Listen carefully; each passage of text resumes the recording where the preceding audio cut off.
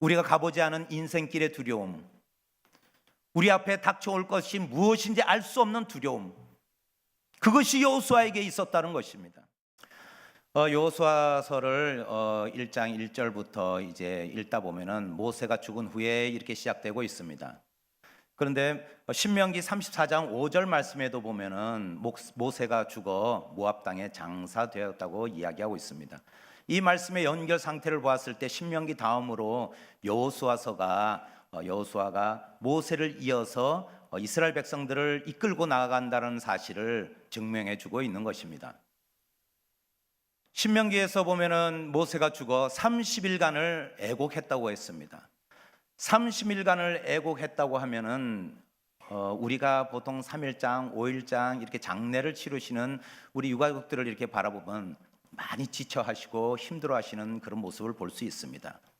물론 슬픔이 큽니다. 그러나 그 시간들을 지나오면서 그 어렵고 힘든 상황들을 이게 잠도 못 자고 또 많은 조문객을 맞이하는 그 시간들이 어렵다는 것이죠.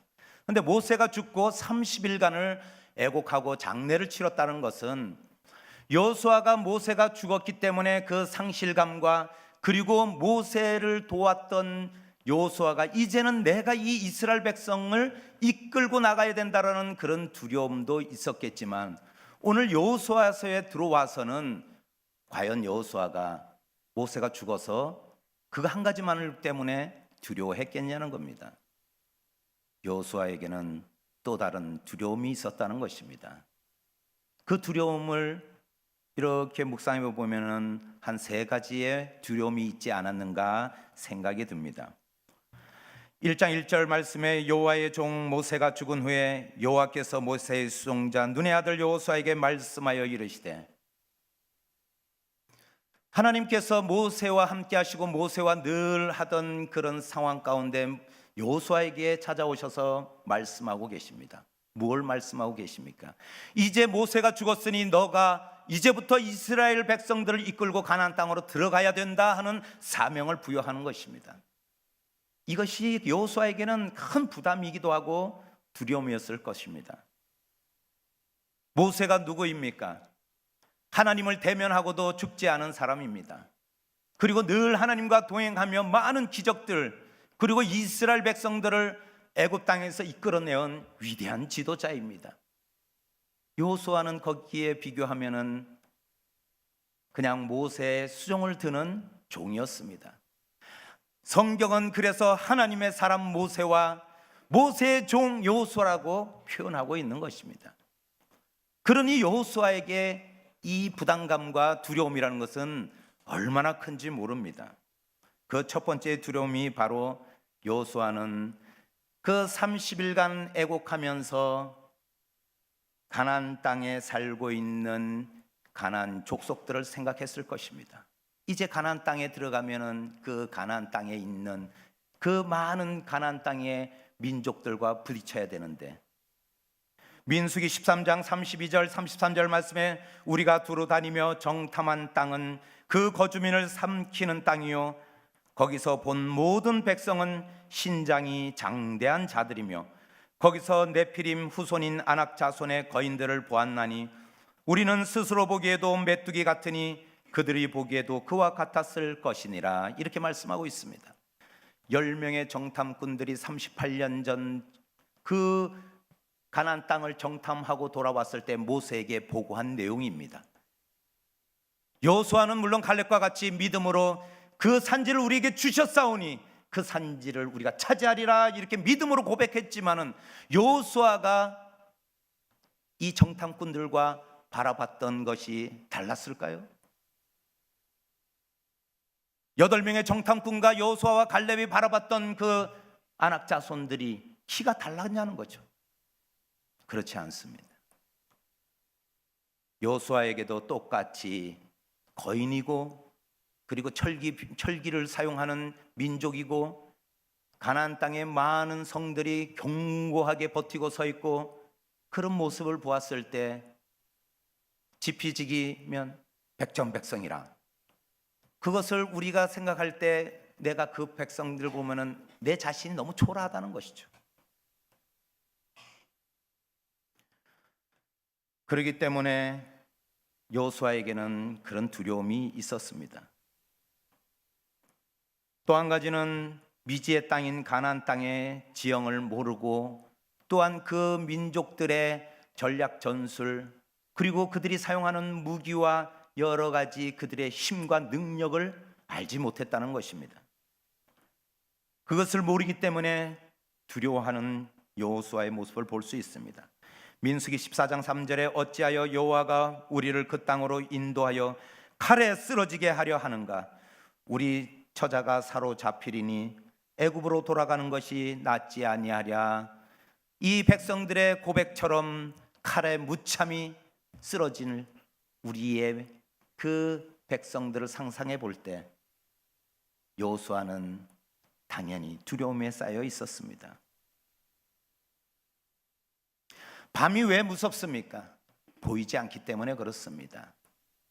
놀이동산에 가면은 귀신의 집이 있습니다.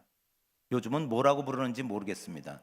드라큘라의 집인가 모르겠지만 예전에 제가 어렸을 때는 귀신의 집이 있었습니다. 거기에 들어가면은 깜깜해서 보이질 않습니다. 문을 열고 들어가면은 귀신의 소리가 들리고 무섭습니다. 그런데 갑자기 튀어나오는 그 귀신들이 무서운 것은 어둡기 때문에 그렇습니다.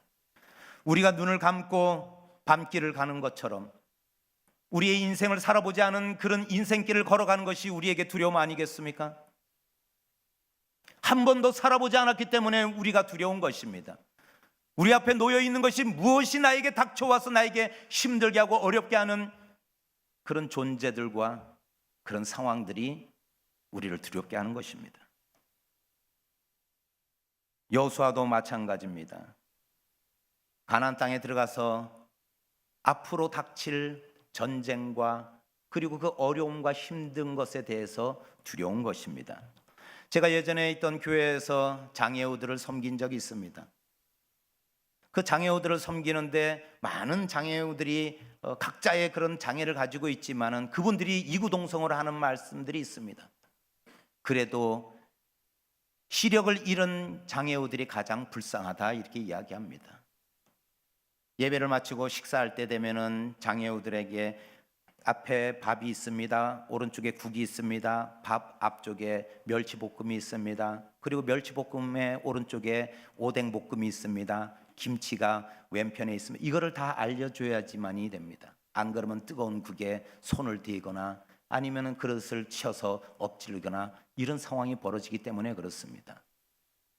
그분들은 집으로 갈 때 제가 물어봤습니다. 집사님, 집으로 돌아갈 때는 어떻게 돌아가나요? 이럴 때 전도사님이 차에서 내려주면은 제가 몇 발자국을 앞으로 가서 그리고 오른쪽 길이 나오면은 거기에서 다시 오른쪽으로 몇 발자국 가고 그러면 그곳에 계단이 나오는데 계단 몇 개를 올라가면은 오른쪽 편에 손잡이가 잡히는데 그것을 열고 들어가면은 현관이 나오고 그리고 현관에 들어서면은 앞에 식탁이 있기 때문에 좌로 몇 발자국 가서 그리고 방으로 들어가고 그 상황들을 다 기억한다는 것입니다. 제일 두려운 것은 무엇이냐면 그 가보지 않은 길을 걸어갈 때 두렵다고 이야기하더라고요. 갑자기 전봇대가 나타나서 얼굴을 부딪힌다든가 코가 깨질 적에 한두 번이 아닙니다 이렇게 말씀하실 때 보이지 않는 두려움, 우리가 가보지 않은 인생길의 두려움, 우리 앞에 닥쳐올 것이 무엇인지 알 수 없는 두려움, 그것이 여호수아에게 있었다는 것입니다.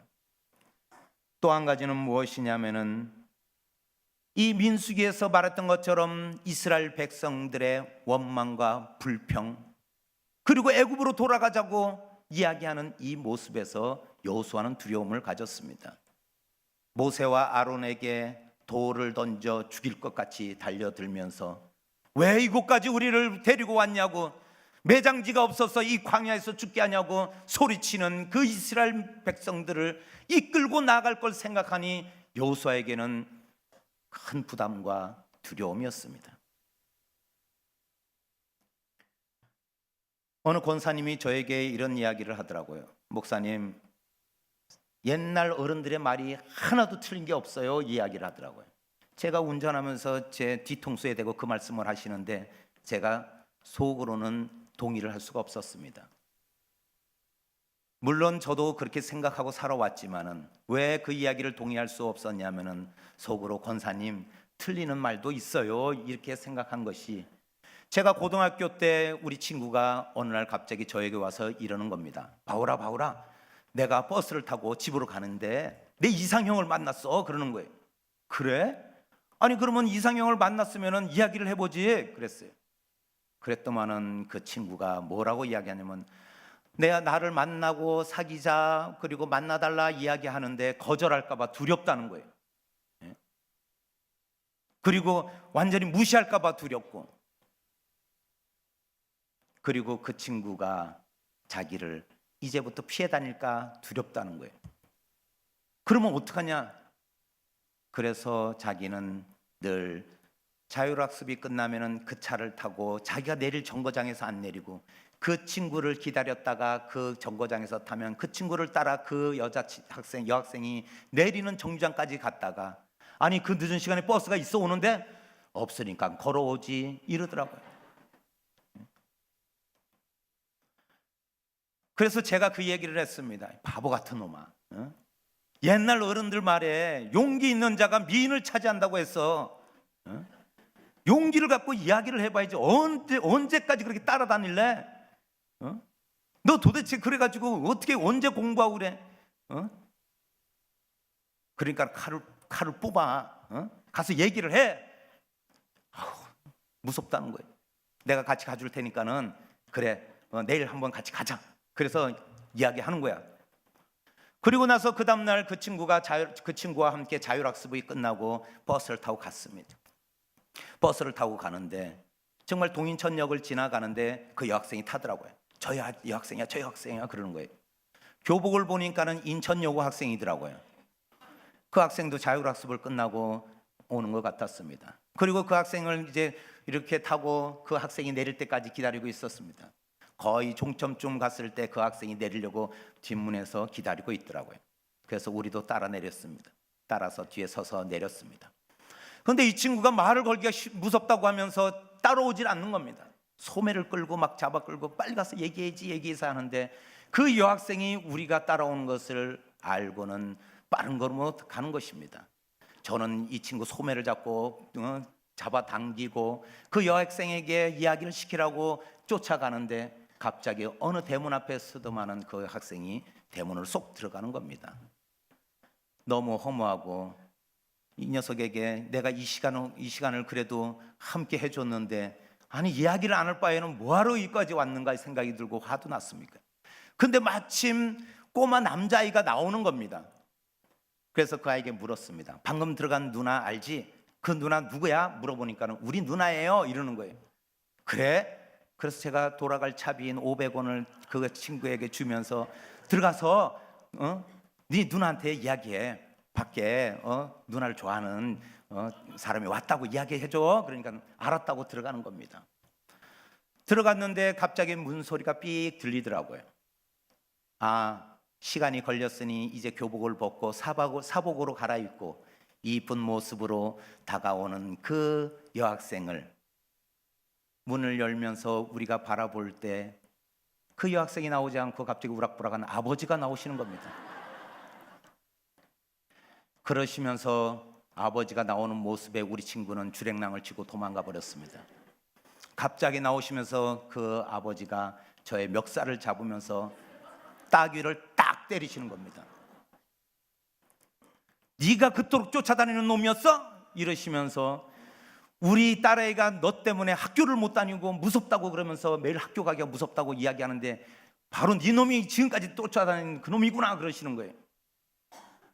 아니 제가 우리 친구가 그랬다고 이야기하면 더 맞을 것 같기도 하고, 어쨌든 맞은 따귀 어떻게 돌려받을 수도 없고, 그래서 죄송합니다 그렇게 이야기했습니다. 아빠는 화가 나서 딸을 사랑하는 마음에 저에게 막 야단을 치고 호통을 칩니다. 그런데 마침 그 여학생의 오빠가 친구하고 같이 집을 들어오면서 아버지 무슨 일이에요? 이러는 겁니다. 이것이 설상가상이라는 경우입니다. 엎침대 겹친 격으로 그 오빠에게 멱살을 인계받아서 갑자기 너 어느 학교 누구야? 이러면서 이야기를 하는 겁니다. 교복을 입은 거 보니 어느 학교 학생이구만.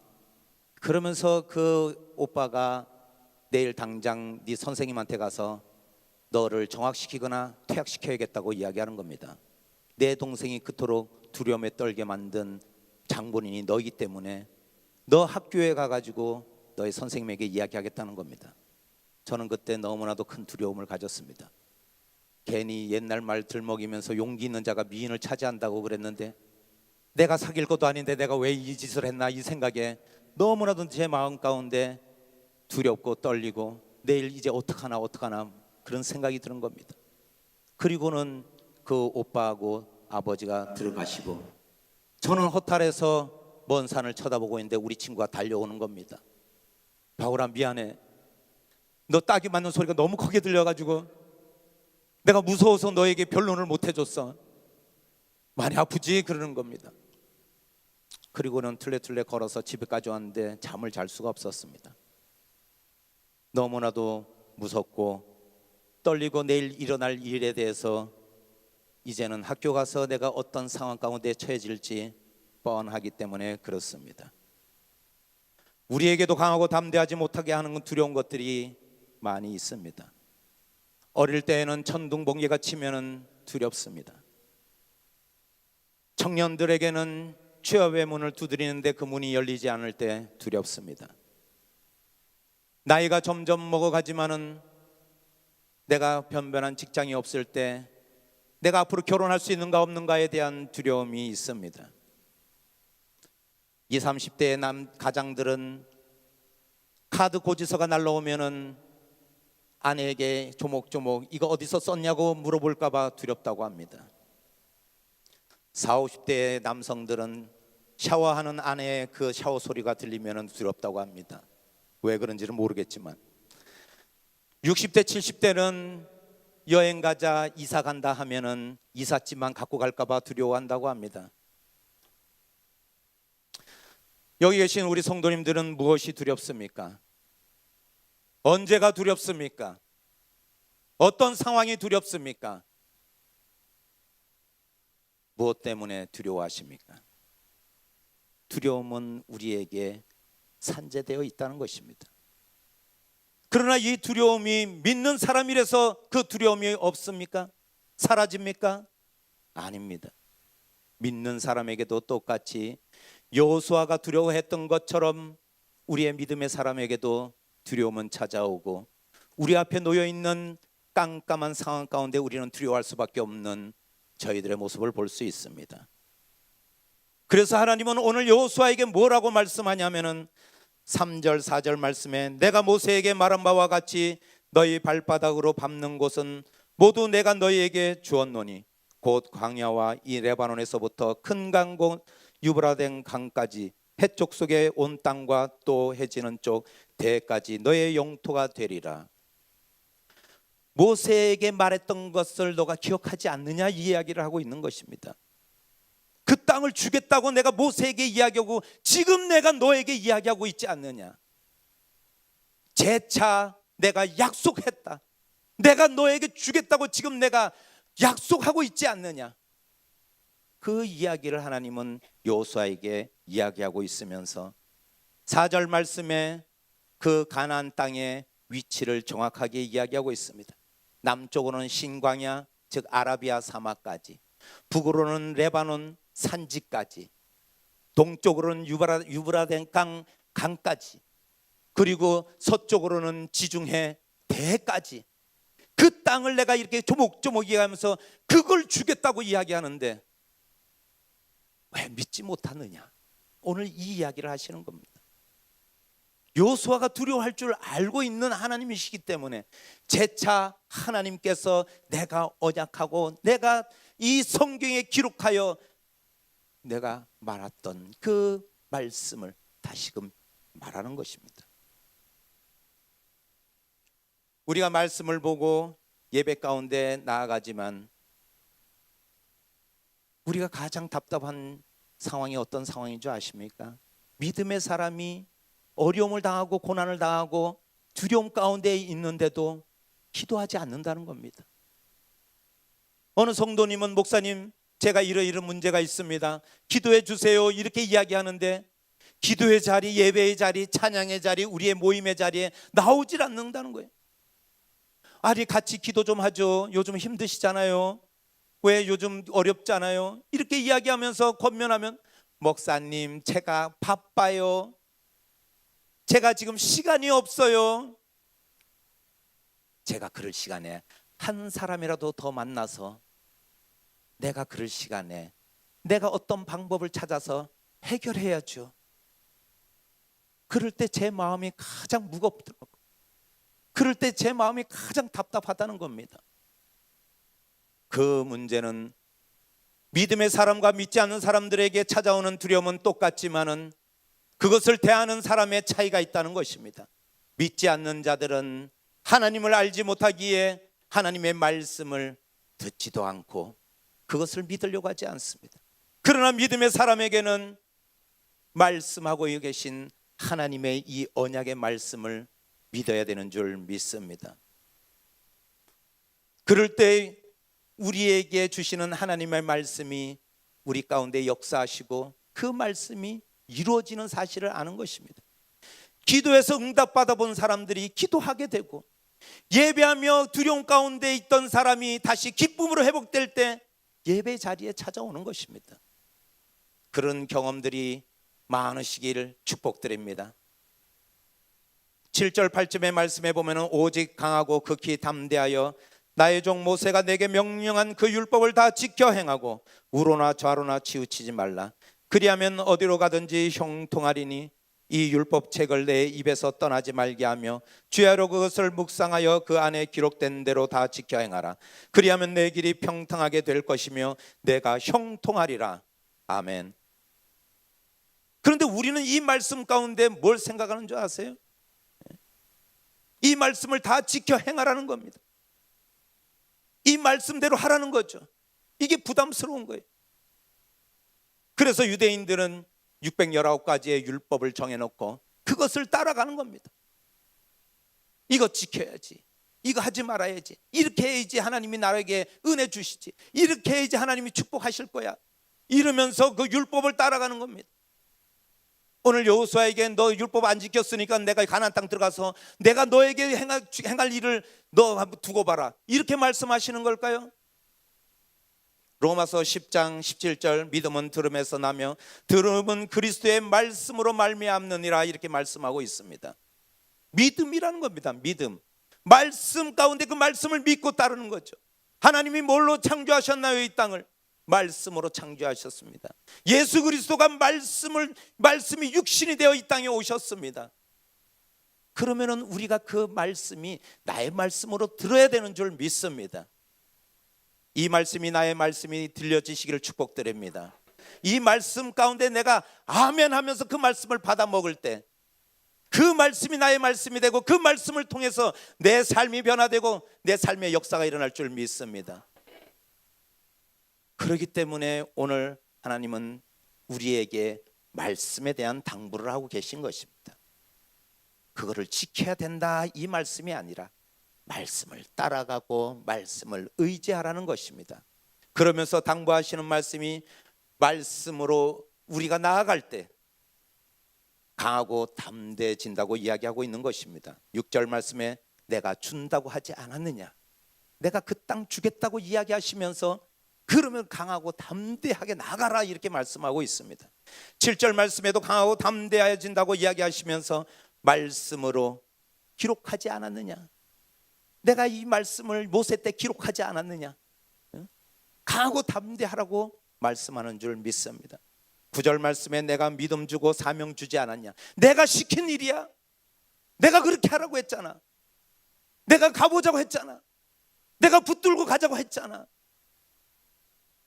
하나님께서 그러면서 강하고 담대하라고 말씀하고 계시는 줄 믿습니다.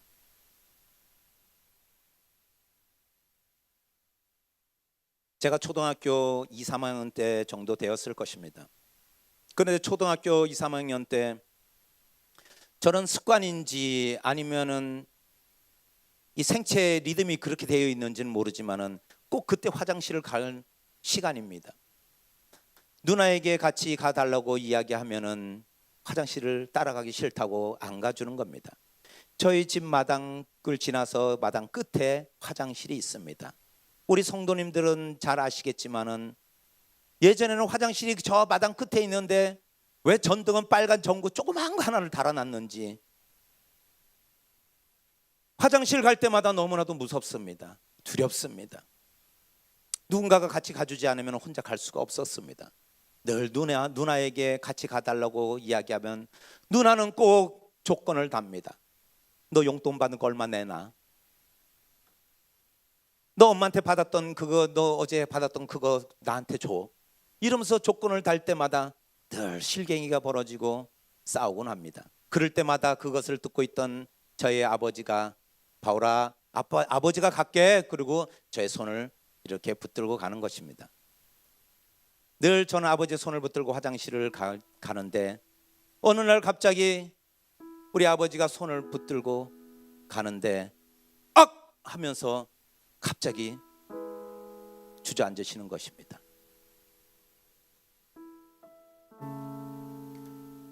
그래서 저는 깜짝 놀라서 아버지 왜 그래? 그러면서 이야기하는데 저희 어머니가 고추를 말리려고 큰 널빤지가 있었는데 그 하판이 들떠 있는 곳을 슬리퍼를 신고 가던 그 발가락의 엄지 발톱이 뒤집어지고 빠져버리신 겁니다. 그 손을 붙들고 발톱에서 흘러나오는 그 피가 흘러나오는데 아버지가 그렇게 이야기하는 겁니다. 바울아, 오늘은 아버지가 들어가서 치료를 해야 되니 화장실 혼자 가봐. 그러는 겁니다. 저는 화가 났습니다. 왜 나 혼자 가야 되는데? 왜 나 혼자 가? 무섭단 말이야. 그러면은 무서울 때 찬송을 불러. 아빠가 늘 화장실 앞에서 너에게 찬송가 불러준 거 있잖아. 그 찬송을 불러. 그래도 무서우면 아버지를 불러. 그러면 빨리 치료하고 달려갈게. 그러시는 겁니다.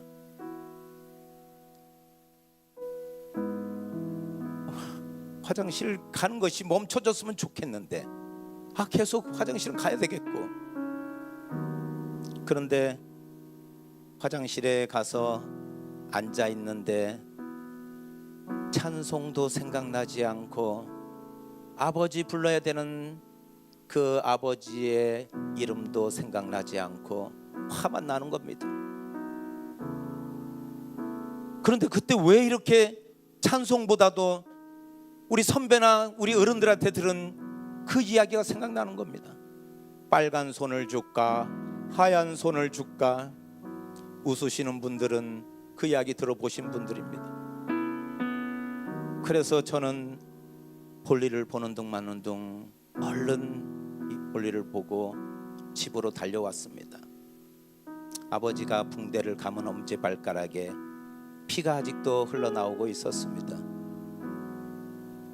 저는 들어가서 아버지에게 소리를 치며 왜 내가 혼자 볼일 보게 만드냐고 막 소리를 쳤습니다. 왜 나에게 이렇게 무섭게 했냐고, 왜 나를 이렇게 어렵게 했냐고 막 소리를 쳤습니다. 저희 아버지는 미안해 바울아, 그래 다음에는 꼭 같이 갈게. 그래도 오늘 용기 있었네. 오늘 혼자 갔다 왔잖아. 이렇게 이야기하는 겁니다.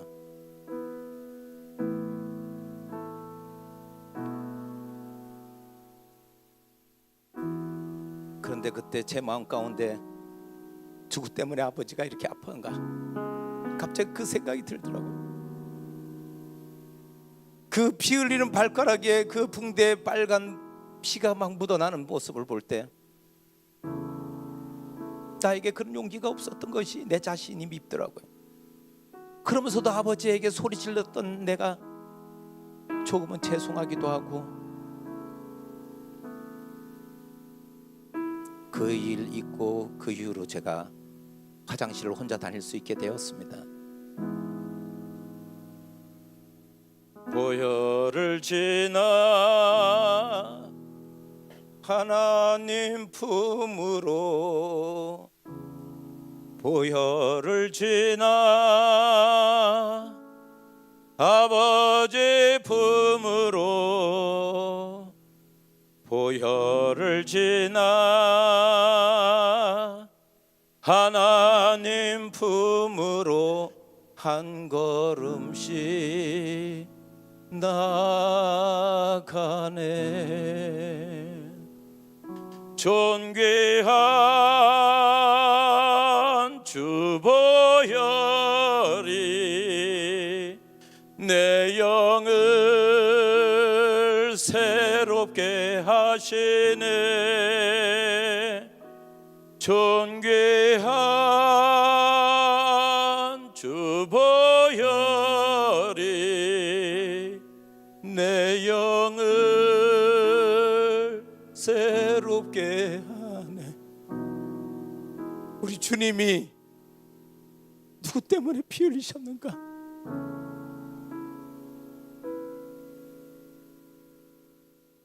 우리 주님의 보혈이 누구 때문인가? 그것을 하려는 것입니다. 두려움을 주는 분이 하나님이시겠습니까? 그 두려움에 쌓여 일어나지 못하고 힘들어하고 신음하게 만드는 것이 하나님이 계시겠냐는 거예요. 결코 하나님은 우리를 버리려고 하시는 것이 아닙니다. 요한일서 3장 21절에서 24절 말씀을 보면, 사랑하는 자들아, 만일 우리 마음이 우리를 책망할 것이 없으면 하나님 앞에서 담대함을 얻고 무엇이든지 구하는 바를 그에게서 받나니, 이는 우리가 그의 계명을 지키고 그 앞에서 기뻐하시는 것을 행함이라. 그의 계명은 이것이니 곧 그 아들 예수 그리스도의 이름을 믿고 그가 우리에게 주신 계명대로 서로 사랑할 것이니라. 계명을 지키고 말씀에 순종하고 그 말씀이 나의 말씀이 될 때 우리의 두려움은 사라질 줄 믿습니다.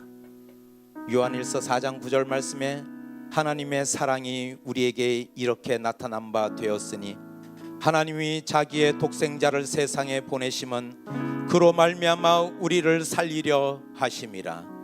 우리를 살리려고 예수 그리스도를 십자가에 못 박히게 한 것이 하나님의 사랑이라는 거예요. 여기 있는 한 분 한 분을 사랑하는데 두려움에 쌓여 있고 우리가 두려움에 좌절해 있고 두려움에 우리가 낭망하며 우리가 앉아 있으며 하나님 뭐해요? 하나님 뭐 하시냐고 원망한다면은 여호수아가 가졌던 그 두려움과 그 이스라엘 백성들이 원망하고 불평하는 그 모습이 우리의 모습 아니겠어요? 골로새서 1장 20절 말씀에 그의 십자가의 피로 화평을 이루사 만물고 땅에 있는 것들이나 하늘에 있는 것들이 그로 말미암아 자기와 화목하게 되기를 기뻐하심이니라. 십자가의 대속, 십자가의 피 흘림은 화평케 한대요. 하나님이 우리에게 오늘 두려움을 주시고 그 두려움 가운데 있게 하시는 것은 그 두려움을 이기고 통과해낼 때 우리에게 화평을 깨닫게 하신다는 하나님의 말씀인 줄 믿습니다. 예수님이 우리를 위하여 십자가에 그 아픔과 고통과 보혈을 쏟으시기까지 우리를 구원하셨어요. 우리가 구원받은 백성, 믿는 자들 아닙니까? 오늘 하나님 의지하는 우리들 아닙니까? 하나님께 기도하는 우리들이라면 지금 잠깐 두렵게 하고 힘들게 하는 이것 모두가 사라질 줄 믿습니다. 터널은 어둡지만은 그러나 터널 끝에 팔을 벌리며 조금 더 이쪽으로 달려와 믿음의 길로 걸어가.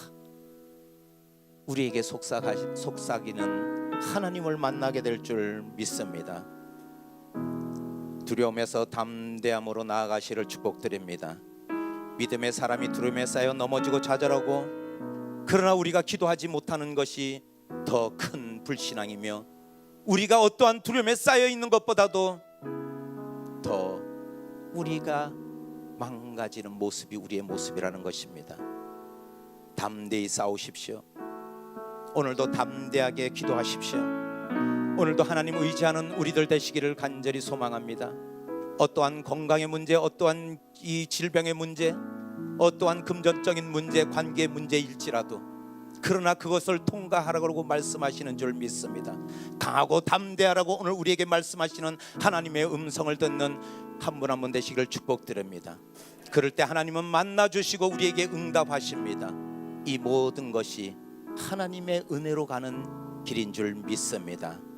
그 어둠의 길이지만은 우리가 징검다리를 건너가고 어느 때는 우리가 다리를 헛디뎌 물에 빠질 때도 있고 그리고 어느 때는 우리가 징검다리가 미끄러져서 엉덩방아를 찍을 때도 있지만은 그러나 하나님은 그것을 오늘도 견디며 기도하며 하나님께 나아오라고 말씀하시는 줄 믿습니다. 오늘도 하나님을 의지하며 말씀을 따라가는 우리 성도님들 되시기를 예수님의 이름으로 축복드립니다. 기도하겠습니다.